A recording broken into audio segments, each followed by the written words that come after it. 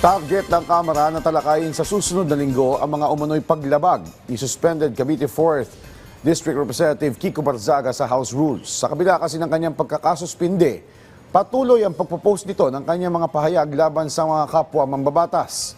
Dahil dito, hilit ng isang mambabatas, patawan muli ng 60-day suspension at huwag paswelduhin si Barzaga.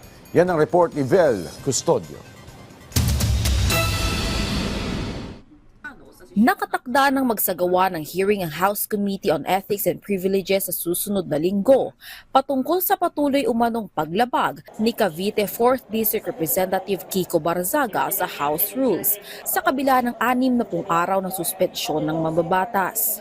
Kasunod ito na privileged speech ni Manila 2nd District Representative at National Unity Party member Rolando Valeriano sa sesyon ng Kamara noong Martes, kung saan bariin niyang kinundena ang paratang ni Barzaga na tumanggap umano ang negosyanteng si Enrique Razon ng suhol mula kay dating House Speaker Martin Romualdez bilang suporta sa speakership noong nakaraang taon. Matatandaan nitong buwan lamang, naghain ng reklamong cyber libel si Razon at House Deputy Speaker Ronaldo Puno laban kay Barzaga.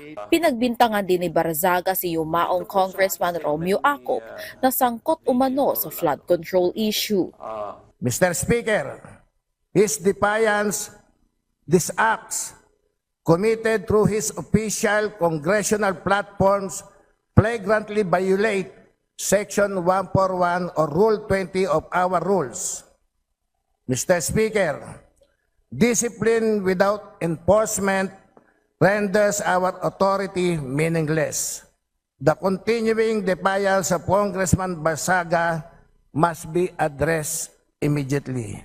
Humirit si Representative Valeriano na patawan muli ng 60-day suspension si Barzaga ng walang sahod at allowance. Inadopt rin ng plenary na rine-require mag-attend po ng ating respondent na si Representative Barzaga.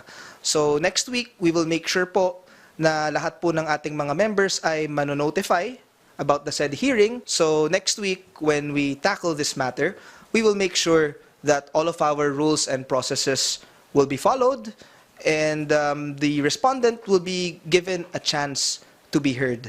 Ang nasabing komite ang magre-rekomenda sa plenaryo ng karampatang aksyon kay Barzaga. Pero sa social media post si Congressman Barzaga, sinabi niya na hindi siya tutugon sa patawag ng Ethics Committee para sa hearing sa susunod na linggo.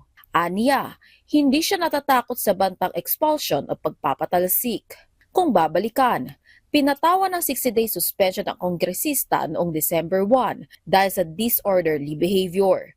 Bukod kay Representative Barzaga, sinabi ng committee chair na maraming natatanggap na ethics complaint ang komite laban sa iba pang mga kongresista. Kaya hiling ni Abalos sa panatilihing confidential ng ethics complaints, huwag muna itong isa publiko at tumaan sa wastong proseso. Vel Custodio para sa Pambansang TV sa Bagong Pilipinas.